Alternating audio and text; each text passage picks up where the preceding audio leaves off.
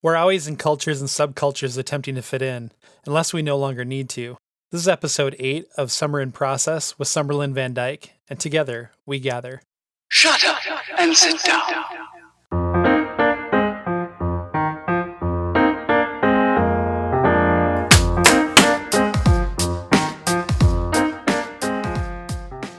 Enjoy.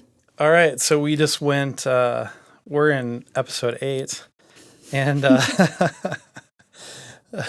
Surprise! Surprise, we have the same clothes on still, because we wear these clothes every day. Mm-hmm. It's just kind of one of the things that we believe in. Uh-huh. Or not. Let's just pick up where we were. That would be a good idea. So, fitting in. Yep. That looked different while you were on the trail. Mm-hmm. So we already hit last episode or the episode before that. We hit what fitting in looked like growing up in a Christian home, or maybe a behaviorally Christian home, becoming free. But then we hit work, and then now you're talking about the first part of the trail with your mom, and then with Waterboy, what it looked like fitting in with him. Anything else you want to elaborate on fitting in on the trail with Waterboy? No, but fitting in on the trail with Waterboy looked very similar, if not the same, to fitting in on the rest of the trail. I would say. So even though he professed to be a Christian and a believer, maybe he was fitting in a bit as well? Yeah, maybe. I'm sure. Not totally sure. Right. I'd have to ask him. Probably. Yeah. Should ask him. Sure. Yeah, hit him up. Just be like, hey, dude, were you attempting to fit in on the trail? I'm sure everyone is to a degree. Well, for sure. Life, but yeah. Because we all put our hope in fitting in with people to a degree. Mm-hmm. We all want to conform and go along to get along. Mm-hmm. Kind of idea. Mm-hmm. But so for the most part, even when you added Acorn and Peaches, sorry, I just and I knew you were gonna do that. I just, whenever the pressure's on, I forget people's names that I even know, and so Puddin, and sorry, Puddin. Anyway, it seems to be Puddin that I forget the most, and I'm not sure why. Well, you probably didn't. I don't think I was around him very much. Yeah, and he didn't start. He was the one that didn't start hiking with us till 1,000 miles in. Oh, so I didn't hear as much about him either. Yeah, right. So no hard feelings, man. Yeah. So fitting in when those guys came out as well, it was kind of the same thing. Yeah, it was pretty similar, I would say. Our conversation might have been a little different, but it wasn't drastically different in action or conversation, I would say. Yeah. It was all pretty similar. So pretty much once Mom left, my fitting in looked very similar for the rest of the trail, I would say. Yeah. Yeah. So, and that was just kind of going along with the flow, whatever everyone else was doing. Yeah. And would your internal joy rise and fall to whether or not you perceived you were fitting in? How did that all work? Yes, that was huge for me. My internal joy, I remember at the beginning, because though I started hiking with everyone and met everyone pretty quickly, I didn't feel like I actually fully fit in. And I actually just found some journal entries the other day from the beginning part of the trail, where some of that lonesome feeling was hitting, where I was feeling like I didn't really fit in. And they're pretty sad, I would say. I was pretty emotionally pretty heartbroken about it. It hit me pretty hard, I would say, because I was putting a lot of hope in it. Yeah. And pretty much had always been able to fit in everywhere, and really on trail I was fitting in. So what did that, go into that a little bit. What did that look like? Did that look like were you aware that did your behavior change? Would you get more boisterous, or did you see any desperate aspects, or did you try to be low key, just hey, it's cool? Yeah, I think I tried to stay low key more. Mm-hmm. So, because I personally always thought the person who got like more like in your face about fitting in and stuff, Sure. or just I never liked that. So you had enough social awareness to know that if you were that desperate to fit in, then that's really bad. So you're trying to keep yourself not being that person. Yeah. But really, in reality, you were that person. And so you were just doing it, going about it a different way, right? Yes. So I was more like, oh, it's whatever. Yeah. But it was so very nonchalant. Yeah. Whatever. Just like blow it off. Yeah, whatever. I don't care. Yeah. Huh. Yeah. And like, we're all there to hike our own hike to a degree. Like, I mean, we said that a lot. Hike your own hike was something we said a lot. But that like... But internally, we're created for community. Totally. And so that we're created to bond with people. Yeah. And... Yeah. And so that was hard for me to be split, especially because like community was super huge, like back home in family and in the high school I went to, all of that, like very community oriented. So like the on your own aspect wasn't as much. Yeah. And you're the kind of person, again, who would want to do their own thing with other people. Yep. Right. And so, I mean, even which had been working out very well for me for a while. So like, so when you go to clean your room, you wouldn't do it until you had your little brother in your room hanging out with you, and then you'd clean your room. Yeah. Yeah. Yeah. I don't think I ever packed for a single trip my entire high school career without somebody else in the room with me. So I went on a lot of trips. So yeah. So that was a huge, huge thing. Telltale. Yeah. Yeah. Yeah. Yeah. So really, that showed your heart that you were really you're lonely then. Really, because that's what that is. That's fruit of being lonely. Yep. And if people are the only thing that we can connect to, the only being we can connect to, and people come and go, you're lonely a lot. Yep. And so then to a degree, you got used to it and learned to cope and adapt. Yeah. But there's a better being that we get to be connected with. So that way, when people aren't around necessarily, there's one who always is. Right? Yeah. And it was like more so when hard things came up that I wanted to be with people too. It wasn't just always, because I wouldn't say I was like fully dependent on, that's just like another dynamic I have. Part of my personality is just, it's usually when it's challenging that I want a lot of people, which the trail was very challenging. So that was a reason I wanted a lot of people there. And, sure. You know. So it was really your relational connection or bonding was often a coping skill. Yeah. Yeah. Yes. Which, again, we were created to reach out for help when we needed it. Yep. So there's nothing in and of itself wrong with that. Right. It's just that... And I still do that, just like in a much healthier way. Yeah, I do it totally. When I'm struggling, I look to other people for help. What I hope they give me is Jesus. Yes. If they try to give me themselves, it's just never going to do it. No. And it's... Yeah. Then you have a whole other thing going on. Yeah, so. Then I got to work through their stuff too when I'm like, already in a bad place. Perfect. Yeah, totally. Love that. Yeah, it happens. Anyway. And so that's interesting.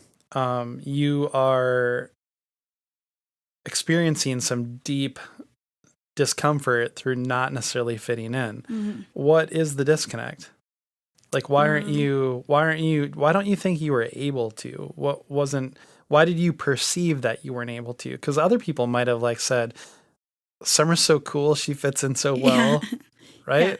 Yeah, maybe. I think it was mainly just my challenge with like, maybe as soon as I saw how social the trail was, I was like, oh, sweet. Like, there's going to be a lot of people. Like, there will be people to hike with. Like, there will be.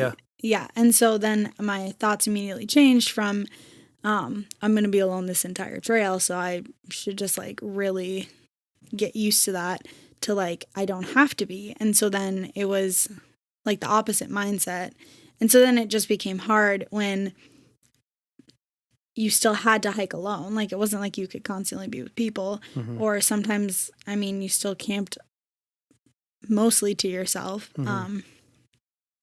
And that was challenging for me. That's what felt like I didn't fit in, is just when someone was like, oh no, I think I'm actually going to go further. And I just like couldn't go further.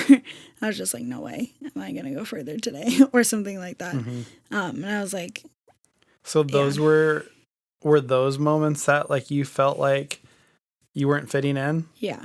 When it was like, oh, I'm left behind kind of. So it wasn't necessarily like a social, like I'm not saying the right things, I don't have the cool look. No, not really. It wasn't necessarily a social thing. Because you did have the cool look. You looked like a trail person. Yeah, I mean, I had dreads, dude. So. Some classic moments happening right now. Yeah. So, yes. Fit in well. Yeah, totally. And so it was more, again, accomplishment. Yeah.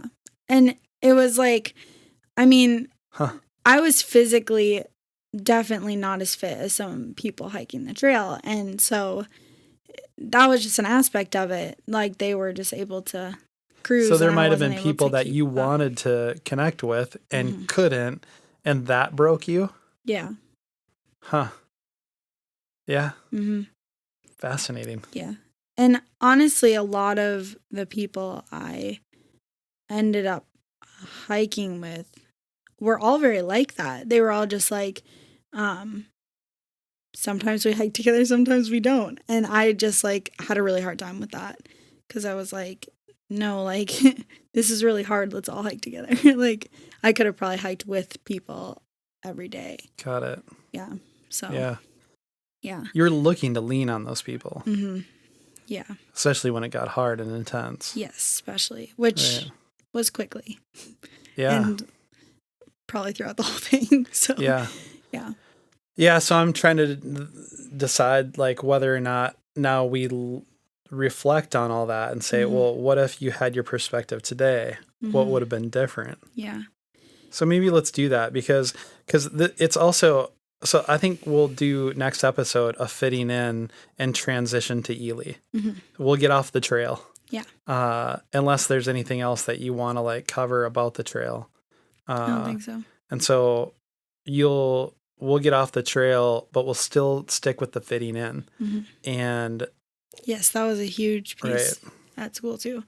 Right. Totally different, like hugely different, but same thing. Yeah, the culture's different. Fitting in your home culture versus work culture versus the trail culture versus Ely, college culture, Vermilion, just totally different things. Mm-hmm. Yeah, and I guess we never hit, what fitting in looked like at Wildlands. Yeah, I think it wasn't, it was a little bit performance-based for me personally. Mm-hmm. It was very similar to like home, where I was just like a really good person. Yeah. And for anybody who doesn't know, Wildlands is a charter school. It's a school that you went to. Yeah.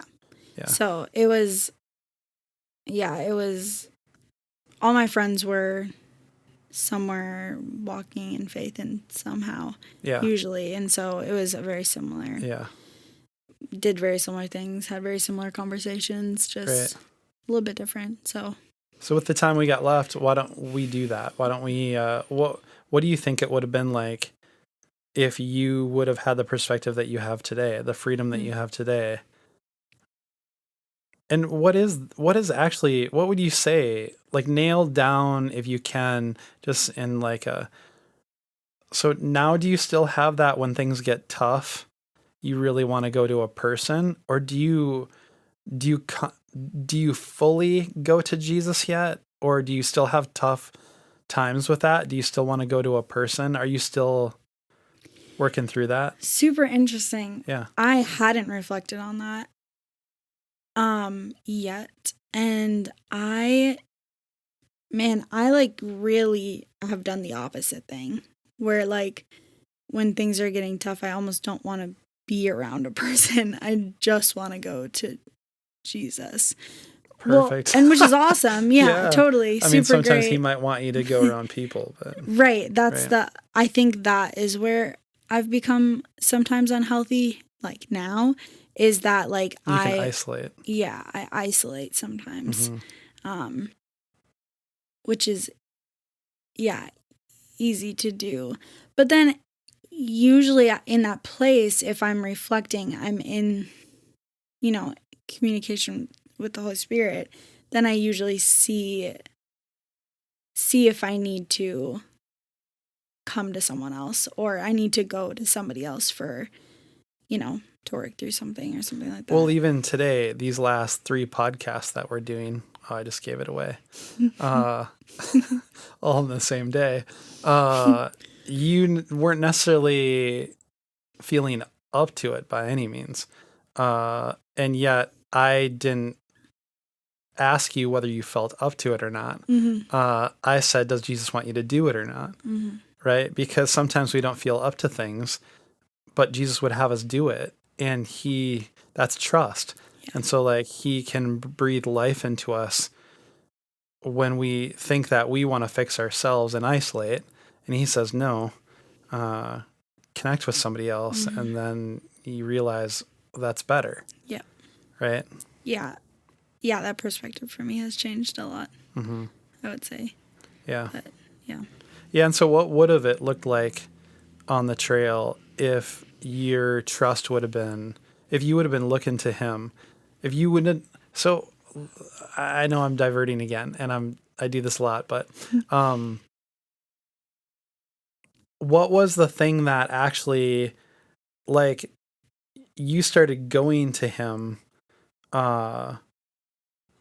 what changed? Jesus gave you a different ability. Why weren't you going to him? And why weren't you going to him on the trail? That's what I'm trying to get at. Why weren't you going to him? Did you not know that it was better to go to him yet? So this is the thing that is interesting about the trail is like, I would say I was in like prayer almost constantly when I was alone on trail. Yeah. Especially when it was hard. Obviously, yep. I think humans have a tendency to go to their creator when things are more challenging. Yeah, he created us that way. Right. And so I remember spending like hours in prayer on trail and just like having conversation with him about like what was going on. So that's interesting then, because right, what does that mean about your relationship with him? What's changed? And so from then till now. Yeah. Well, from then it was like a thing of, it wasn't a hope or a dependence. It was just like I don't know how to describe it, but like I know he exists, I know he's there, and I know he's my comforter. I do know that. These are things I had, knowledge I had in my head, but I didn't like put my hope in that. I just had the understanding of that. You kind of went to him when you needed to. Yeah, right. It was like a fallback thing, which just happened to happen a lot on trail. And so I just fell back on him a ton. And so now he's still I fell back onto him, and it's just different. It's my hope is in him. So I'm not just going to him when I'm challenged. You desire to go to him now. Right. Yeah. And it's he's your savior. Yes. Yeah. And he was the fallback guy. Before. Now he's your savior. Yeah. Now he's your Lord, your King. You desire him. Yeah. It's interesting. Yeah. So I think that's a huge change from. So yeah, then again, the question, so you probably wouldn't have needed the fit in as much then? Yeah, I wouldn't have had as much dependence on the fitting in. I would have been, I think, okay to like speak what was in my head a little bit more. I was very quiet, I would say, in the beginning of the trail. And then, as I got to know people more, I would talk more. But but I was very, very, in comparison to previous environments I was in, I was very, very quiet. Because you were unfamiliar. Yeah. And just like trying to figure out the situation first and then jump into it. It's a survival mechanism. Yeah. Yeah, that's what it was. Yeah. So I think the thing that would have changed other than that, yeah, I mean, that not leaning on fitting in as much and being okay with being alone, I think too would have been like, I wouldn't have felt the need to surround myself with people in order to feel like I was accepted. I think it would have been not quite as detrimental if people came and went. You know what I mean? Yeah. So, and if I had made a connection with empty someone, when people weren't around. right? And if I would have made a connection with someone and they would have, hiked on or whatever, it wouldn't have been so challenging, I guess. You wouldn't have risen and fallen. You still probably would have been bummed out because you would have developed connections and bonds with people. Yeah. And we still experience the difficulty and loss when we lose those connections. But they don't make or break us. Right. And at that time, it was making you or breaking you in a bigger way, when really, so you weren't turning to your maker to be made. Yes. You were actually turning to people who have been made. Yeah. To look to connecting and finding significance in being made. Your identity was in the people around you. Right. Yeah. Yeah. So I think that's what it would have changed. I think, there just would have been more of a peace as well. Just, not as much of a dependence on others. So would you say that you have, so what does fitting in look like now? Like today? Do you feel like you are attempting to fit in? Do you feel like that comes back at all? If it does, because we'll hit the fitting in thing in Vermilion, because I think that's going to be 1 or 2 full sessions. Yeah. Fitting in college. Yeah. Oh man. Yeah. I think that could be 1 or 2 full sessions for anyone, honestly. Yeah. But Yeah. that in high school, both of those things are just like. Yeah. And you haven't necessarily had this experience. You had it a little bit, but the workplace, once high school and college is done, your identity isn't a high school student or a college student. If you do go that route, because some people don't, but fitting in a community or a workplace, or maybe the community that you're trying to fit in is the workplace, that creates a whole dynamic too. Yeah.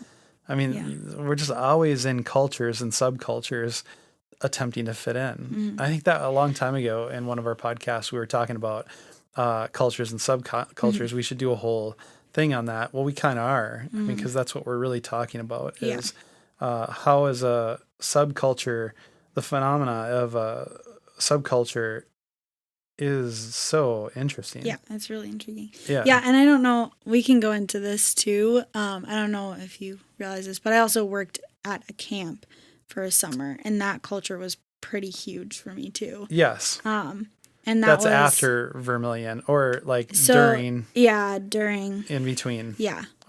1 year to the next. Yes, in between my freshman and sophomore year of and though college. I am discovering things about you, I was aware of that. Okay. Well, because I know. Yeah, but I went up and visited you. Yeah, I knew you might not totally You were remember. reminding me. Yeah, I was reminding you. Yeah, and we could hit that too. Yeah, because that was a pretty big, there's some huge discoveries, I think, in that fitting in there and stuff like that too. Sure. It was a similar experience I had on fitting in on trail.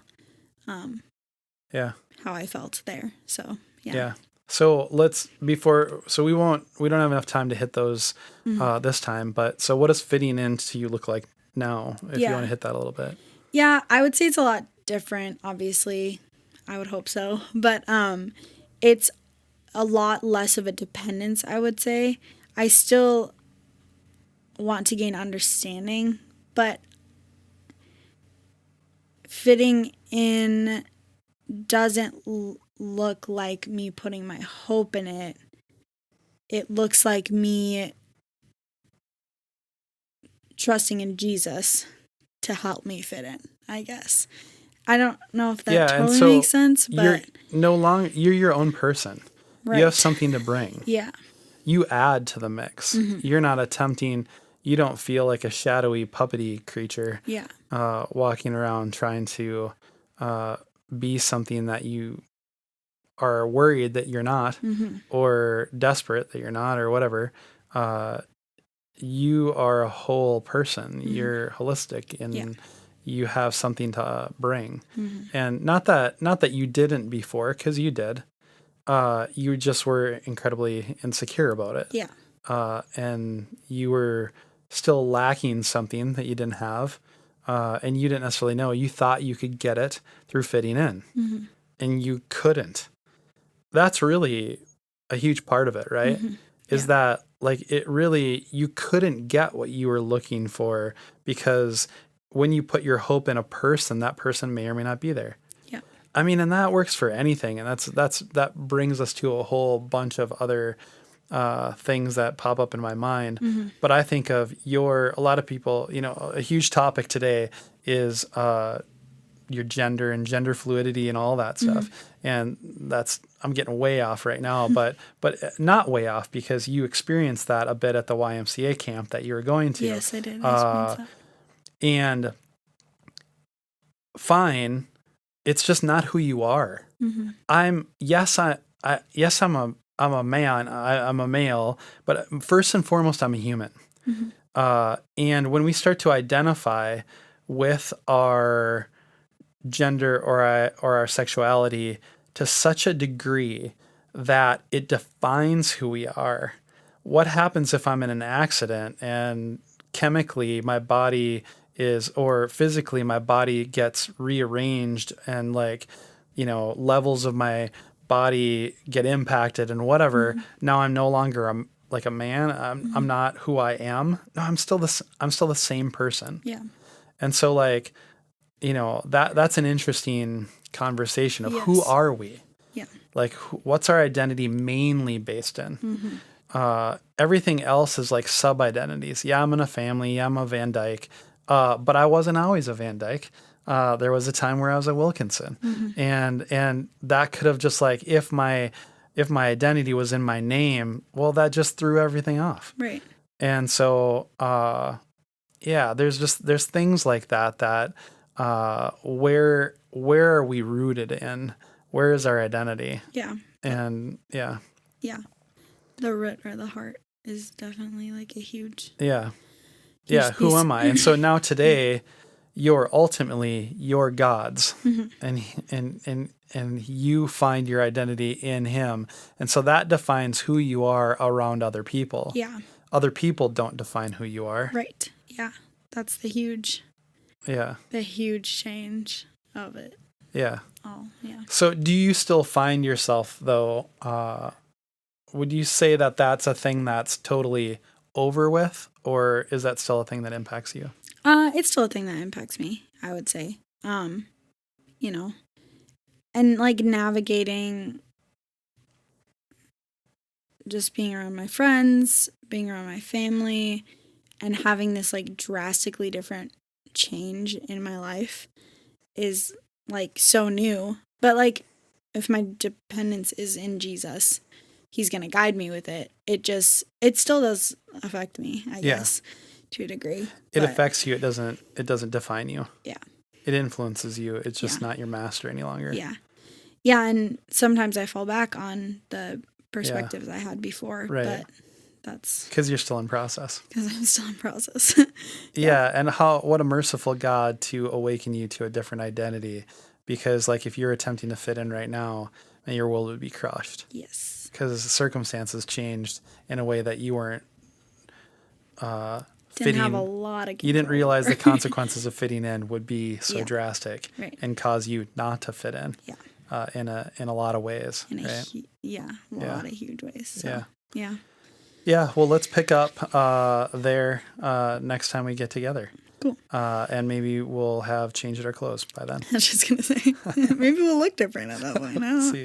See what happens. All right. Every few months. So. See you next time. All right. Later. Yep.